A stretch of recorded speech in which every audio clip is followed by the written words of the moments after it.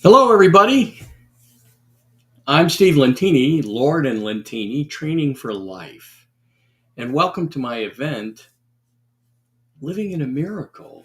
We live in a miracle, and I'll go into more of that. But why? Why is there value in remembering we live in a miracle? So many of us stress, and especially in Western societies, and push. And it seems like we're fighting life when we're not getting what we want. But the fact is, we're always getting something that we're responsible for creating. So when we're stressing and we're fighting, we're not using what Deepak Chopra calls that stream of consciousness. Oh, Albie is barking. He's got to go out. So give me a second. I'll let Albie out. Go ahead, bud. Thank you for that. We do live in a miracle. We have to pay attention to what comes up. I'll go into some of the quotes in my book, Sage Advice, in a second. Wisdom for living throughout the ages. We have to pay attention to what shows up and be willing to embrace it all, right? That's a part of living in a miracle, is not rejecting and getting angry when things show up that don't match our picture. Most people are unhappy only because something shows up that didn't meet their expectations. It didn't meet their picture, what I call the acorn brain. I have an acorn up here. The acorn brain, it's the small minded thinker that resides in all of us. That little voice, Rainier Maria Rilke called it the little hooligan. Will you let that little hooligan run you, or will you run it? And especially in Western societies, it's hubris and ego that gets in the way because we think we have to win something, that we're fighting. I'm sorry, my chat with Vimeo is going off. Again, so it shows up. I could be angry, but Vimeo is there to help me. They wanted to make sure that my live event streams, and I consider this a test because I didn't market it. Whoever shows up is part of the universe. I noticed I had one attendee. I can enable chat if you want to say hello, if you did show up for the event. So let me go into some more ideas I have about the universe. There's a creative intelligence, if you think about what physicists have said has transpired over the last 13.8 billion years. Right? That's what got us till now. It's creative intelligence behind that Big Bang, the event, right? And it's always working. It's never absent. Whatever created a universe, could you imagine that it took its attention off this creation? People worry about the apocalypse. Well, it would all end. And we have to remember that it's unfolding as we should. I'm going to message my audience by saying hello.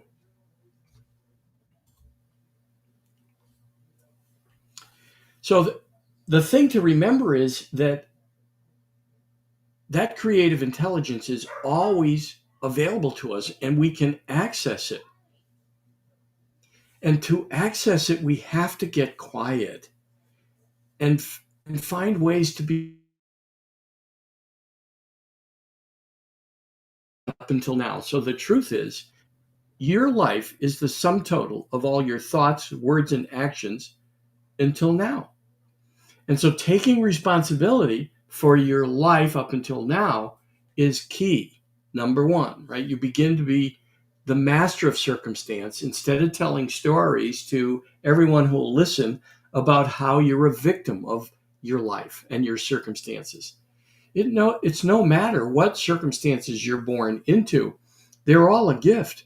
They're part of that creative intelligence giving you a path to succeed.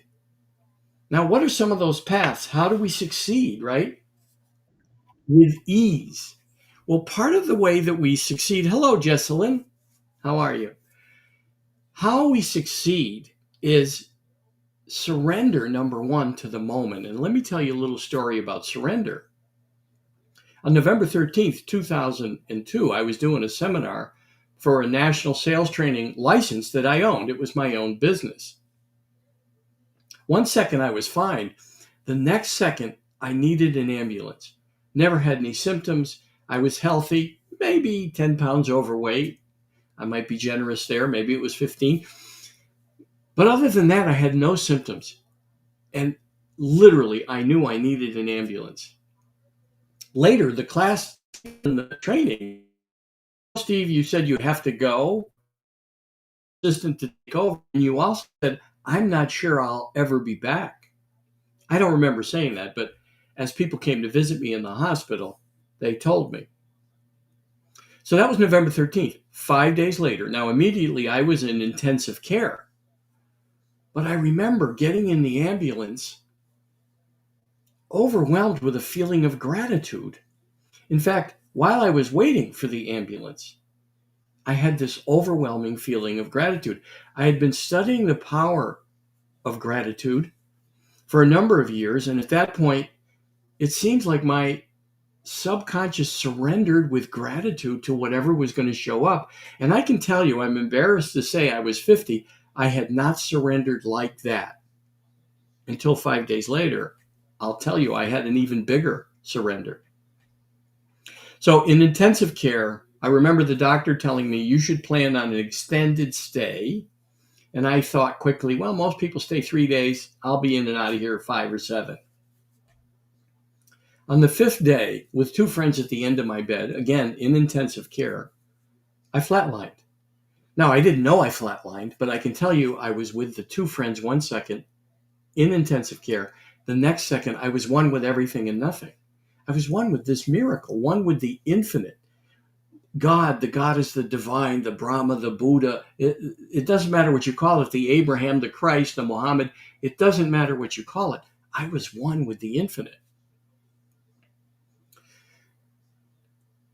There was immense light, immense forgiveness, immense mercy, immense grace, but words don't describe it.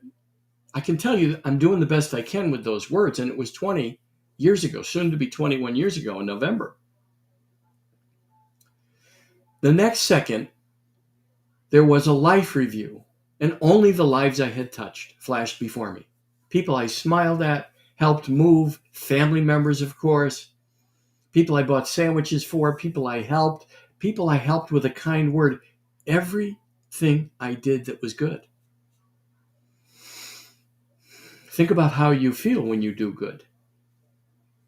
So the next second was my total surrender because I was asked, stay or go, by a voice I cannot describe to this day. But it sounds like it happened 5 minutes ago. It's so amazing. And my consciousness surrendered like no other time. Even while getting in the ambulance, this was a bigger surrender because I surrendered with thy will be done. It didn't matter whether I stayed there with the infinite or came back here, and I was right back in intensive care, where I learned later I did survive a myocardial infarction, but I also survived what I had on November 13th, and it was quite a journey, was acute necrotizing pancreatitis. My pancreas shut down, and most people don't survive it. 20 years ago especially, 30,000 people a year got it, 200 people survived per year. I think those numbers are better now. But I can tell you that while I was with the infinite, there was only the now. I couldn't tie the events together. I could only remember the events when I was back in my body. I remember being one with the infinite, one with everything and nothing. And then I remember the life review, and then I remember the question. But while I was in with the infinite, while I was there, the divine was never absent. Whatever you call it is never absent. That's where I learned back in my body. That's what I was missing. I was fighting life. Yes, I had a license for a national sales training program, like a franchise.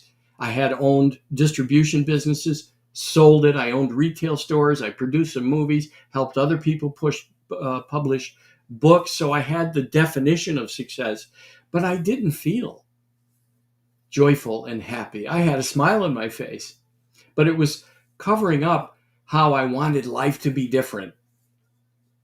And that's where we forget we live in a miracle. And then what we don't do, which I've been doing ever since, we don't follow our bliss. And so the important thing is, number one, surrender every moment to the divine. Look at what it's sending you, what shows up in the moment. Then to be grateful for it. And look where life is actually nudging you. So I knew deep down that license was never going to be my work. It was a franchise. It would be like if I owned a McDonald's and I put on a special one day, try my new Steve's burger. I don't think McDonald's would have approved of that. And it was very similar owning the license for a training program. It was a good training program. It just would never be my work. And life gave me my work. I remember even as a young child encouraging people when they would say they were discouraged or they weren't going to succeed or things weren't working.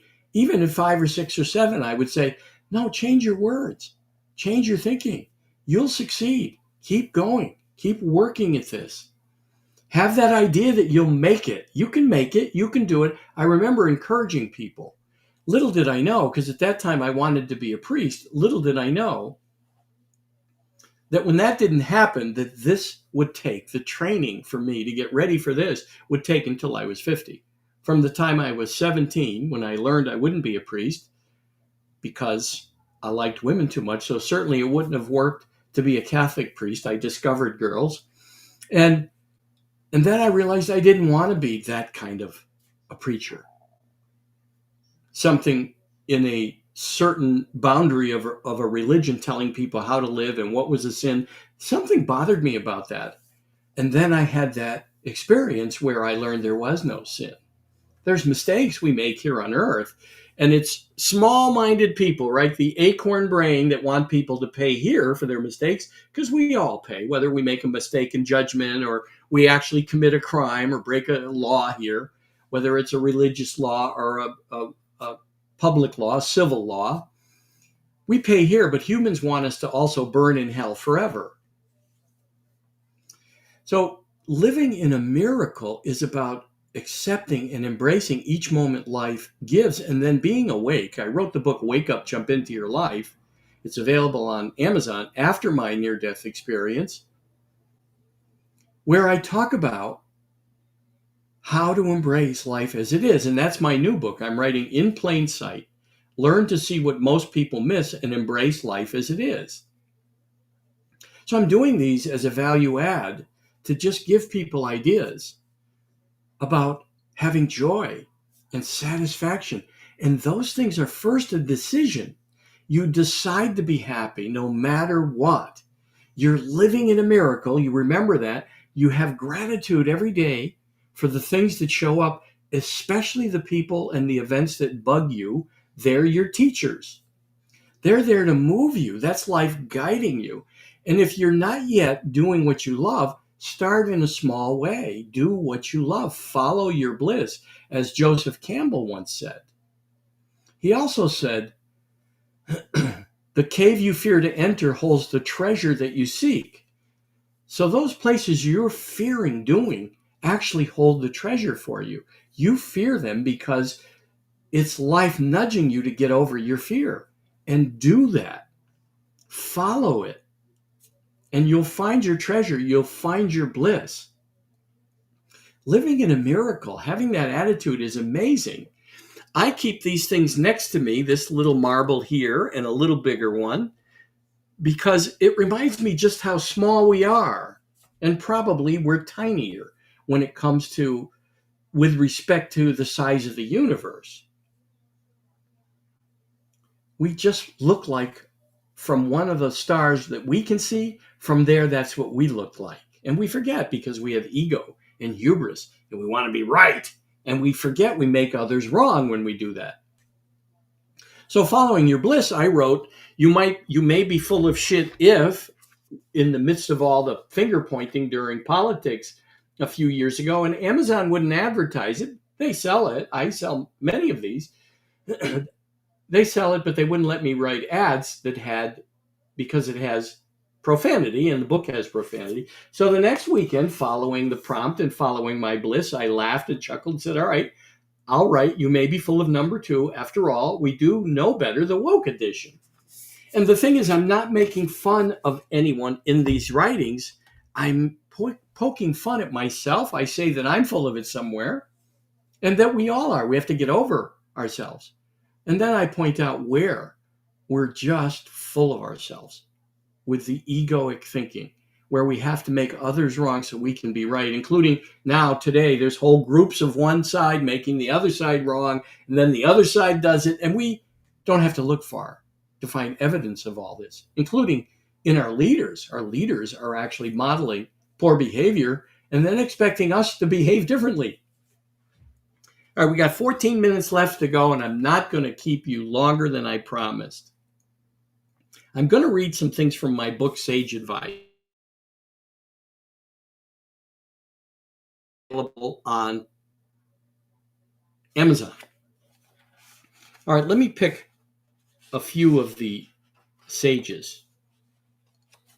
Here's one that I love, Deepak Chopra. He's still alive. So some of these sages, many are dead, but many are still alive. He says, even when you think you have your life all mapped out, things happen that shape your destiny in ways you might never have imagined. You think that applies to me? But it applies to all of us. With ego and hubris, we think we've got our life all mapped out, except when it doesn't match our picture. When the results don't match our picture, we get angry, we get upset, and we're unhappy, without joy.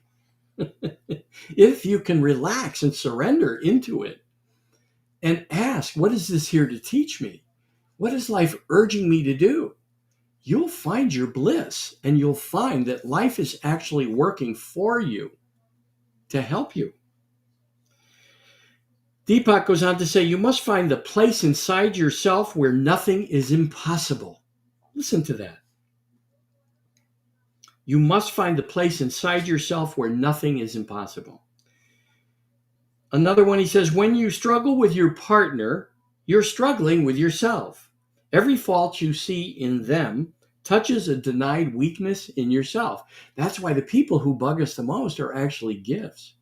They're our teachers. Buddha said, you have no friends, you have no enemies. They're all teachers.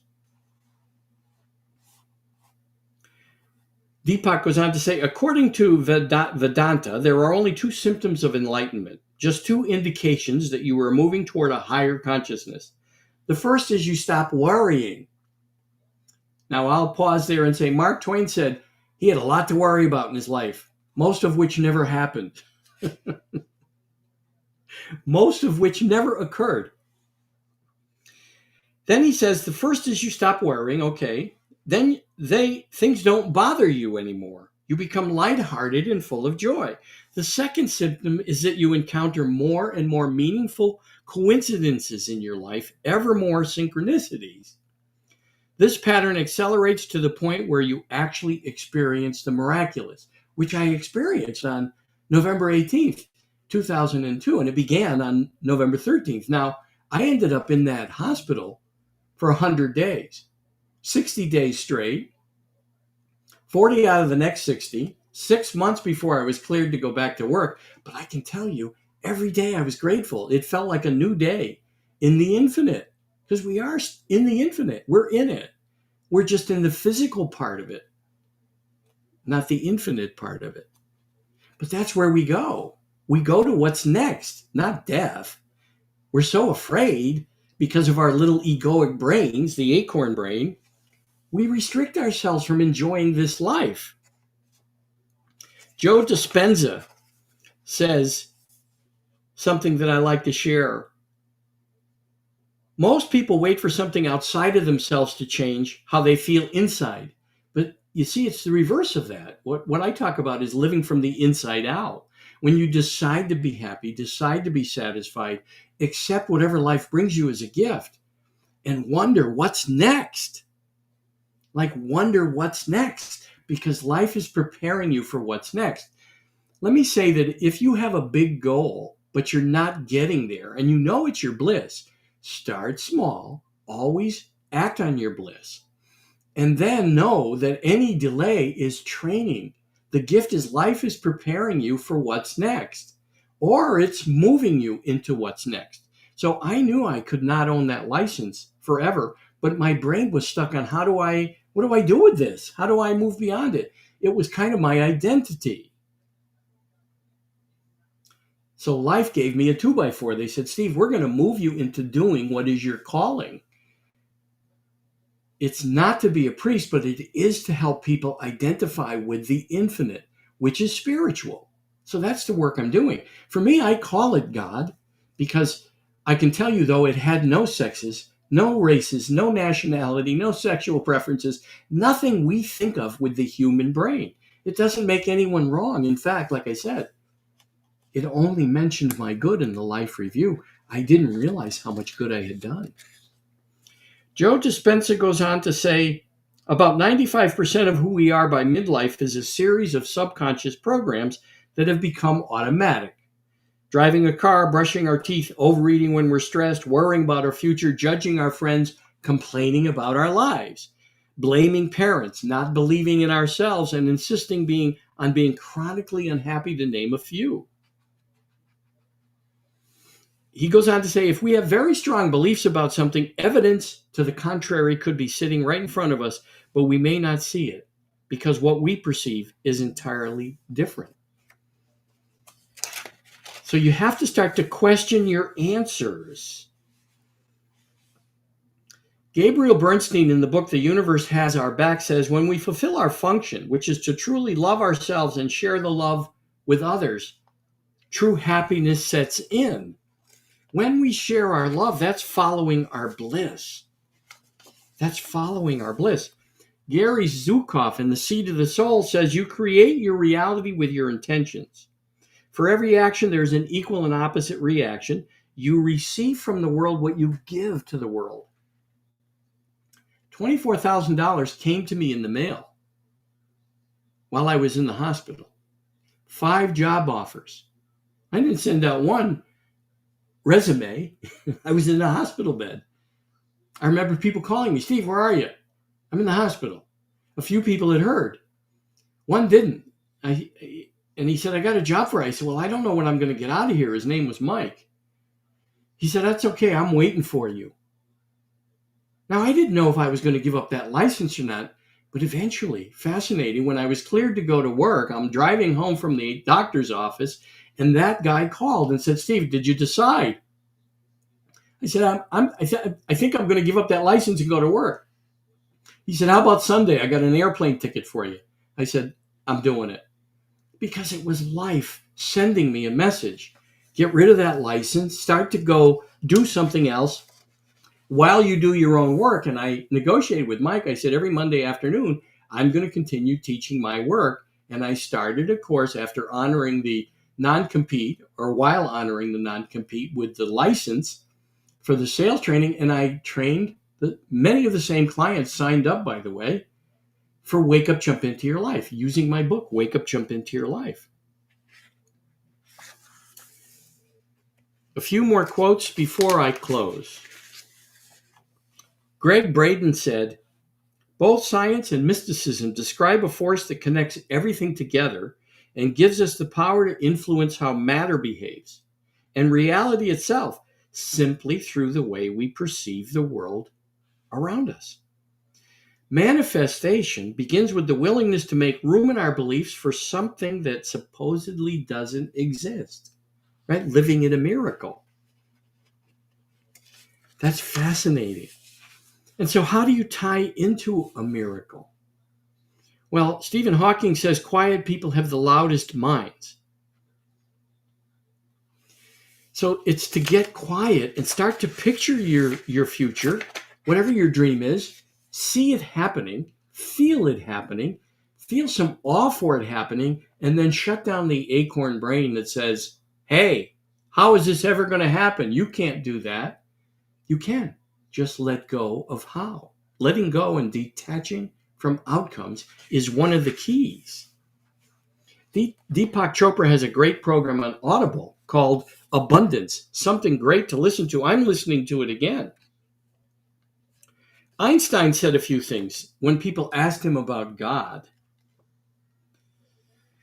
He said, "The God Spinoza revered is my God." Now, that's Baruch Spinoza, who eventually changed his name to Benedict Spinoza. But Google the God of Spinoza.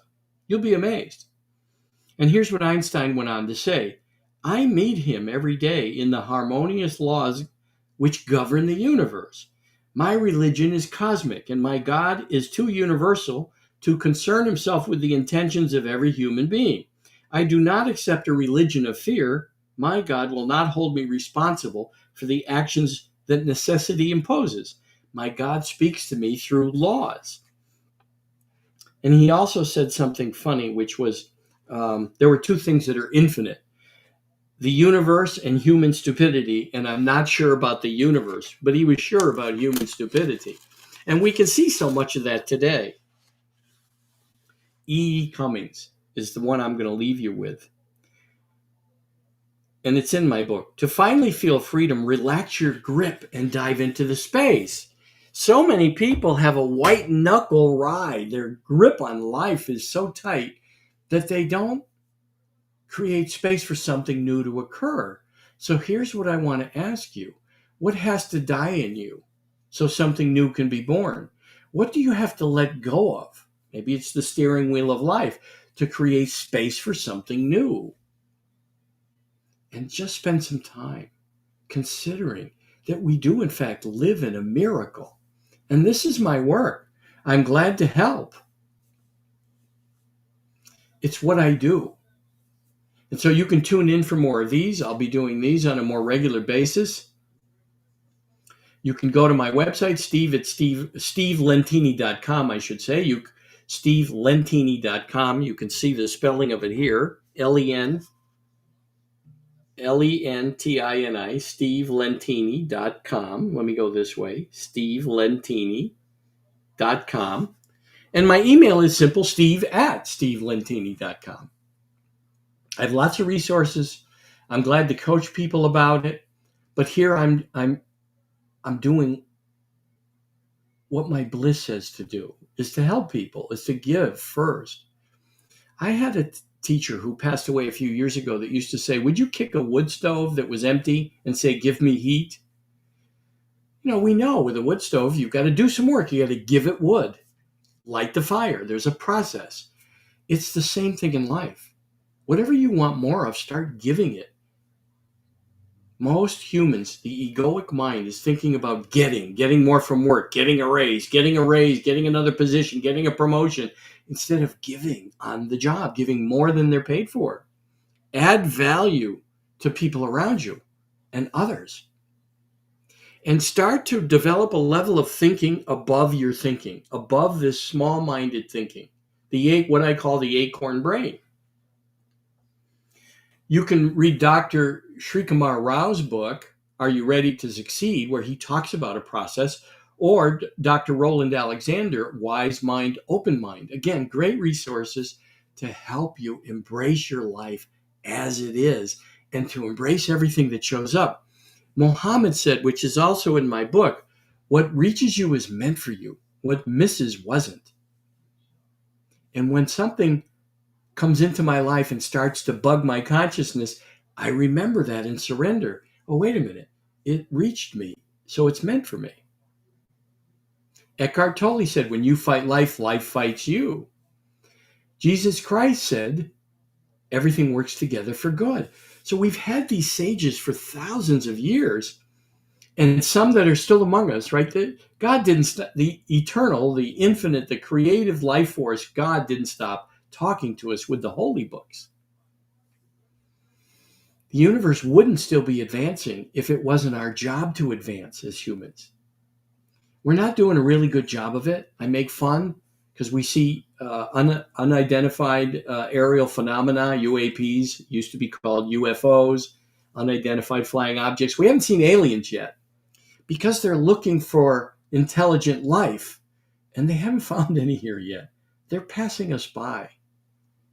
But each of us have a responsibility. to leave everything and everyone a little better than we find them. And when we start doing that in every moment, you'll find the divine. It's not absent. I promise you. We live in a miracle. Thank you. Pay attention. I'll be posting more of these events. Enjoy. Bye, Jesselyn.